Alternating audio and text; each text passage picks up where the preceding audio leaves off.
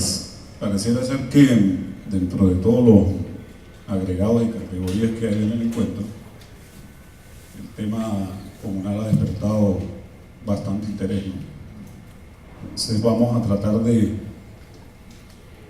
allanar algún camino para abrir los espacios para las futuras intervenciones, sobre todo en el campo de acciones sociales concretas que se están desarrollando básicamente en el Estado Mérida. El título de la ponencia, que yo tal vez es un poco tremebundo, ¿no?, en algunas cosas, dice perspectiva autocrítica de la organización social en la revolución bolivariana. Primero, hacerse una autocrítica de la organización social en estos 15 años de revolución bolivariana es bastante complejo, ¿no? Sin embargo, el carácter autocrítico deviene, en primer lugar, tal vez lo tremebundo, implica ubicarse en clave de alteridad con los diferentes actores o sujetos sociales que conforman o han definido o han determinado la forma de organización social de Venezuela en estos 15 años.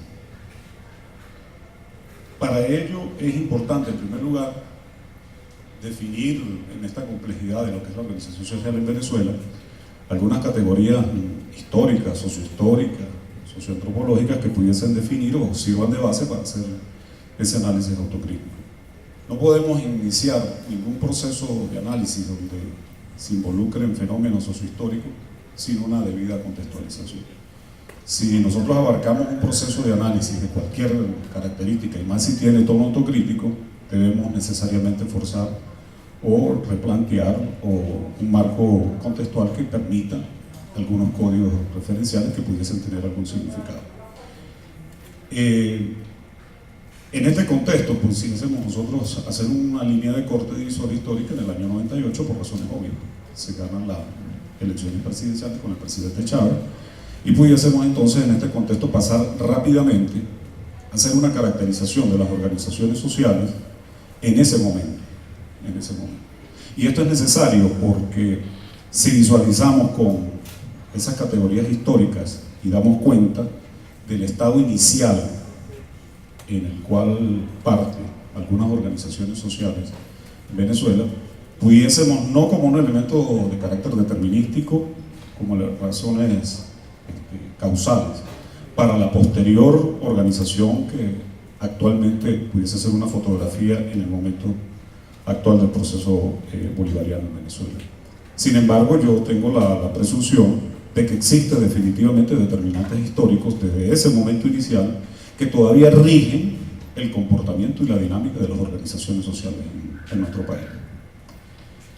Entonces, dar cuenta de ese contexto histórico, o para comprender cabalmente el proceso en el cual emergen los movimientos sociales en Venezuela, y pudiese uno inclusive ser más tremebundo en América Latina, por algunas situaciones similares, analogía, es necesario poder tener presente que las bases sobre las que se sustenta el modelo neoliberal en estos grupos subalternos vinieron a cuestionar, y por el otro lado las consecuencias en lo que este modelo devino, es decir, el modelo neoliberal. Hay un autor, una autora que es bien interesante y plantea 5 ejes de gobernabilidad neoliberal que pudiésemos tomar como referencia en el movimiento histórico, que es Maricela Svampa. Ella plantea que las 5 categorías del modelo neoliberal están asignadas por estos 5 componentes. Primero, la privatización. La Venezuela del año 98 evidentemente estaba asignada por esta categoría neoliberal. El caso de las empresas básicas del Estado, las empresas de telecomunicaciones, etcétera, etcétera. Existe una segunda categoría que significa la reprimarización de la economía, es decir, retrotraerse al sector primario de la economía en función de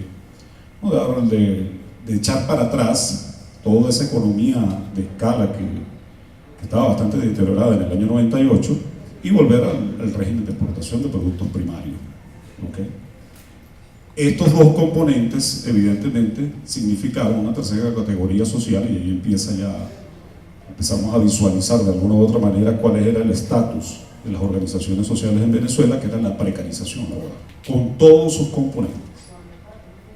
flexibilización laboral, la situación de las convenciones colectivas y las debilidades de las organizaciones sindicales o políticas para discutir convenciones colectivas, y todos los componentes que significa ese marco complejo del hecho social trabajo, como es la precarización laboral.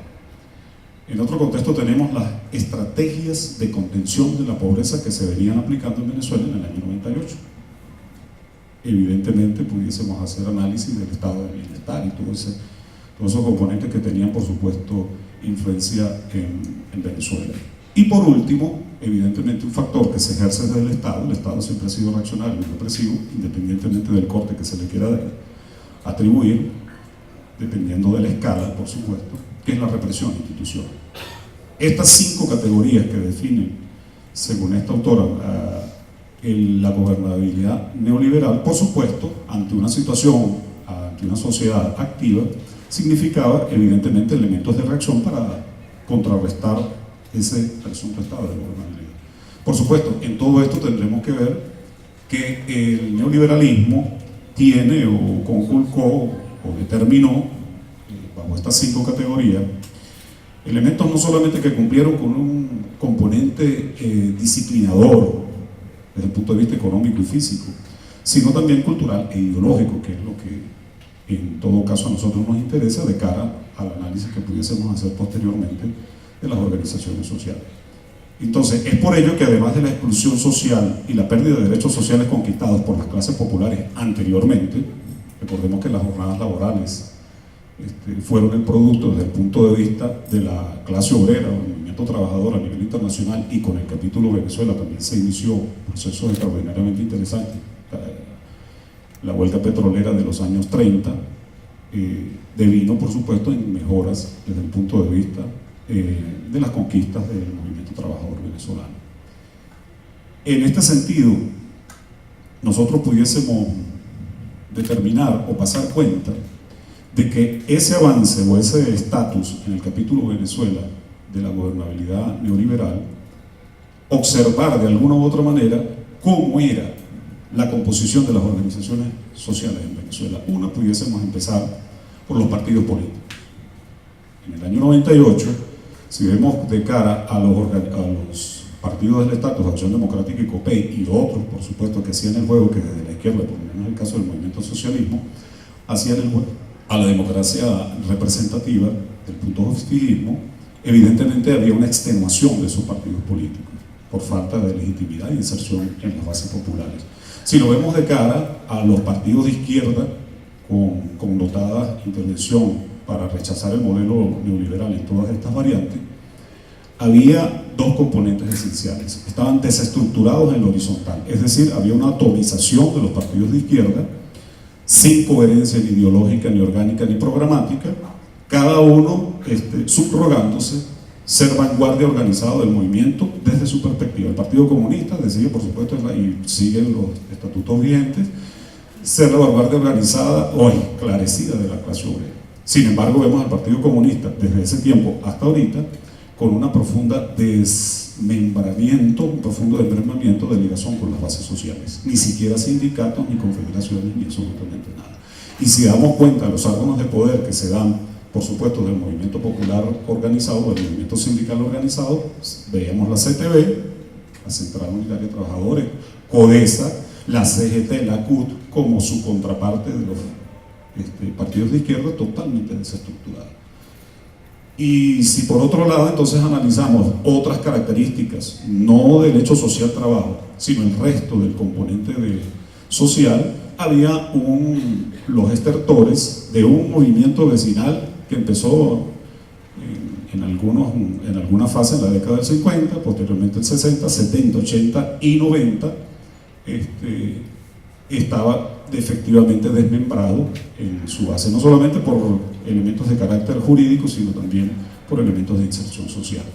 Que efectivamente, una de las características de dominación o de aplicación de las políticas neoliberales tiene que ver con el desmembramiento de las complejas relaciones sociales desde el punto de vista organizativo y la capacidad de respuesta para rechazar cualquier propuesta de estas características o de algunas de estas categorías que hemos mencionado. Entonces, desde esta perspectiva, partidos políticos, organizaciones sociales, en 1998 había una profunda debilidad. Y eso es una herencia que va de alguna u otra manera a ser factores determinantes para la posterior organización social. Pero si vemos desde esta perspectiva, estamos hablando de la organización social como elemento de base de respuesta a una propuesta de carácter político-económico como es el neoliberalismo. Por otro lado, debiéramos analizar entonces el contexto en el cual se dan las elecciones del 98. Extenuación por deslegitimación no solamente de las estructuras del Estado, sino factores de organización política en Venezuela. Eso hay que tomarlo definitivamente de manera muy detenida. ¿Cuál es la respuesta entonces a la emergente revolución bolivariana? El movimiento bolivariano y su líder fundamental, que fue el presidente Chávez, no fue el producto o el ascenso de un proceso revolucionario que se dio en condiciones de maduración política y de luchas en el seno de las bases organizativas en Venezuela. O sea, ese fenómeno no se dio aquí en Venezuela.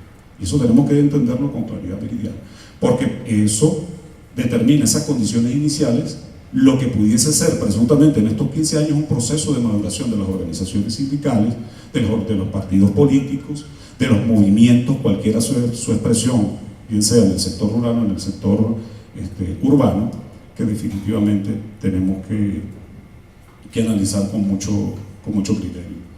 La respuesta entonces del proceso revolucionario fue un proceso constituyente. Apelar a un proceso constituyente en una población que pudiésemos decirlo con palabras de Durkheim, que colocó ese escenario o esta categoría en el campo de la sociología como es la anomia social. Había anomia social en Venezuela, eso es indudable. De manera tal que emerger un nuevo factor político de poder, entre comillas, sobre todo en el poder que determina el gobierno, no en los demás órganos públicos, significa analizar en primer lugar que esas condiciones y la pertinencia de un proceso constituyente originario determinó definitivamente un proceso que dio en definitiva la constitución que actualmente tenemos, que es la Constitución de la República Bolivariana de Venezuela, que tiene dos características para resumir. Representa un avance en términos de garantías de derechos civiles, sociales y políticos, evidentemente. Revisemos la Constitución, hay un profundo avance en este sentido. Sin embargo, si analizamos con detalle algunos elementos, esa misma Constitución profundiza el presidencialismo. El centralismo, de alguna u otra manera, se deja entrever en algunos artículos, independientemente de que, complementado con los planes nacionales que posteriormente se dieron lugar, famosa descentralización desconcentrada, que es importante dar cuenta hasta dónde vino a parar esa propuesta, y un fuero especial inclusive para los militares. Todos esos componentes están amalgamados ahí en esa Constitución, y entendiendo de que el momento histórico en que se da esta discusión y el planteamiento del proceso constituyente tiene que ver con el ejercicio y la distribución del poder. La Constitución del 99, así como la conformación de políticas públicas, son profundas relaciones de poder distribuidas de manera muy desigual en todos los factores y componentes de los sujetos sociales en un país, y más en nuestro caso. De manera tal que dar cuenta de estas características, de lo que significó el arranque propio o el inicio de la revolución bolivariana, son elementos que debemos tomar en cuenta para estas categorías de alguna u otra manera ver si han madurado o cómo han evolucionado en el momento actual. Hay tres planteamientos esenciales. Primero, la participación política, que es el tema central, y la democracia. Hay tres categorías esenciales que definen la participación de los sectores en esa categoría llamada pueblo, que significa la participación política mediante los mecanismos que le permitan a todos participar en las decisiones. Ese es el elemento esencial que nosotros debiéramos abordar en cuanto a la caracterización de las organizaciones sociales. Por supuesto, hay otra categoría que define la participación política como un agregado de carácter ideológico, es decir, la confrontación de ideas mediante el derecho a la crítica y la autocrítica. En estos dos fenómenos, la crítica tiene que ver con las acciones de los movimientos sociales frente al estado de cosas el planteamiento político bolivariano a nivel nacional. Y por supuesto tiene un agregado que se tocó hoy en la mañana que tiene que ver con la económica, que es el empoderamiento del pueblo en función de los derechos a los bienes necesarios para la vida. Pero no solamente es el acceso a los bienes, sino la producción de esos bienes que define de alguna u otra manera lo que se ha dado en llamar la soberanía alimentaria y todo ese elemento de carácter de sustentabilidad que se da a la base. En la esfera política, que es la primera categoría importante o relevante de la participación de las organizaciones sociales, tenemos que entender un elemento. Yo lo he caracterizado de la siguiente manera. Esta es una revolución que desde el punto de vista de la organización social, desde el Estado, es una revolución desde arriba. Es decir, pareciera ser que hay otro componente que pudiésemos caracterizarlo, que no solamente es una revolución que se está construyendo desde arriba, sino que pareciera ser que existe un espejismo de la participación popular. Y eso tiene que ver con dos cosas: el discurso actual, ceder o darle mayor al pueblo. Esto significa una posición de poder, de dominio. Yo doy o cedo lo que poseo, así de sencillo. Sin embargo, si nosotros pasamos muy rápidamente la historia de las organizaciones sociales y las luchas de cualquiera de las variantes, sea sindicales o de cualquier otra naturaleza campesina, en nuestro continente, en nuestro país, esto simplemente es una falacia. El poder no se cede, el poder se conquista. Y no hay una revolución, ningún proceso donde exista desplazamiento cuantitativo o cualitativo de cuotas de poder que haya sido por la parte de la cesión. Eso es absolutamente absurdo. De manera tal que esta revolución desde arriba ha estado significada por, definitivamente, dos características esenciales. La ley orgánica del trabajo vigente fue promovida por el presidente de la República. No fue ninguna lucha conquista, no fue ninguna lucha de maduración de las contradicciones frente a la flexibilización laboral y todos esos componentes de la clase obrera trabajadora en Venezuela. Eso no sucedió de esa manera. Vino desde arriba. Si vemos las leyes que componen todos los componentes de participación del poder popular, todas fueron establecidas desde el gobierno, desde la relación política, gobierno, maquinaria y partidos políticos. Tampoco fue un elemento de maduración de las luchas crecientes del movimiento popular por determinar mayores niveles de participación y empoderamiento a nivel venezolano.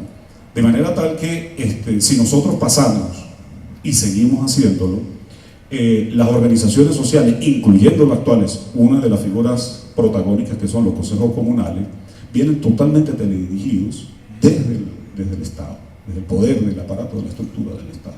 De manera tal que, según mi perspectiva, en estos 15 años, la maduración de las contradicciones, de la dialéctica, de la democracia representativa y la democracia participativa, que no tienen que ser antagónicas, no son antinomias desde el punto de vista de las categorías democráticas, lo que ha habido en estos 15 años es una democracia delegativa. Los elementos han venido desde arriba, desde el Estado, de las cúpulas de poder y ni siquiera de los partidos políticos. Porque si vemos todos los elementos de composición política orgánica de cara a los partidos políticos como organizaciones sociales, prácticamente pudiésemos decir categóricamente que existe en Venezuela la tesis de un partido único, que es el PSUV. El resto son elementos que justamente por las condiciones históricas iniciales no han madurado ni han concertado niveles de ligazón o inserción en ninguno de los ámbitos de los sectores sociales en Venezuela. Esa es una realidad que tenemos que afrontar. De manera tal que, ¿cuáles son las perspectivas que se avecinan tomando en cuenta las propuestas o el avance de la propuesta que hace el presidente Maduro en cuanto a ceder ese famoso poder al pueblo? Definitivamente, en primer lugar, es un eufemismo, es una falacia, y nosotros pudiésemos apostar más en otro lugar, siguiendo algunas categorías más bien, apostar a la organización social en Venezuela en la posibilidad de transformar los consejos comunales que están absolutamente atomizados, y su elemento de acción fundamental es la lucha reivindicativa, en una transformación. Esa es la propuesta o la apuesta que nosotros debiéramos apostar en el devenir del proceso bolivariano, a un proceso de maduración política. Eso significa transformar los consejos comunales en verdaderos movimientos sociales. Y eso significa, por supuesto, el nivel de correlación y, por qué no decirlo, del diseño, ¿sí?, o los imaginarios, la creación que se den por la base y no bajo el tutelaje, no del Estado, no de los partidos políticos, porque son inexistentes, o están bajo la égida de un partido único. Y hay algunas categorías que algunos lo plantean, como Javier Viardao, que hay un neoclientelismo, ¿no? Es la misma figura clientelar que de alguna u otra manera se ha querido camuflar en algunas leyes, por supuesto, bajo el incremento de las comunas como formas superiores de organización política de los consejos comunales, pero según mi criterio, pudiésemos decir o pasar cuenta de lo siguiente para dar una conclusión determinante. Uno, la organización en Venezuela pudiésemos decir que ha avanzado. O sea, si pudiésemos hacer algunos análisis comparativos del 98 con ahorita, ha avanzado definitivamente la organización en Venezuela. Ahora, ¿ha avanzado en la dirección correcta? No. Dentro de un proceso de cambio, de contenido revolucionario, etcétera, no ha avanzado en esa dirección. Entonces, lo que nosotros pudiésemos apostar para la organización social en Venezuela es el nivel de politización y transformar las atomizadas consejos comunales, por decir alguna de las organizaciones sociales existentes, en movimientos sociales que den respuestas realmente políticas a nivel de Venezuela. Definitivamente, para terminar, no hay que olvidar que este es un debate que definitivamente se está dando en la confrontación de modelos, el modelo capitalista y el modelo socialista. El problema es que el socialismo que se está planteando, por supuesto, tiene ambigüedades, y no pudiésemos decir tampoco que estamos apelando a buscar conceptualizaciones del socialismo siglo XXI. Es un proceso que se va creando en la práctica. Sin embargo, las incoherencias, no solamente desde el punto de vista teórico, sino la acción del gobierno y el tutelaje que hace sobre las organizaciones sociales, dan de alguna u otra manera respuesta a que lo que se avecina es, o las condiciones reales para que ahorita se dé un avance sustantivo desde la óptica del Estado como sujeto social para promover una organización social, eso son contradicciones. Seguimos todavía con una democracia denegativa, eso es una contradicción que definitivamente atenta contra los postulados propios que se dio en la Constitución del 99. Gracias, Nelson Zambrano.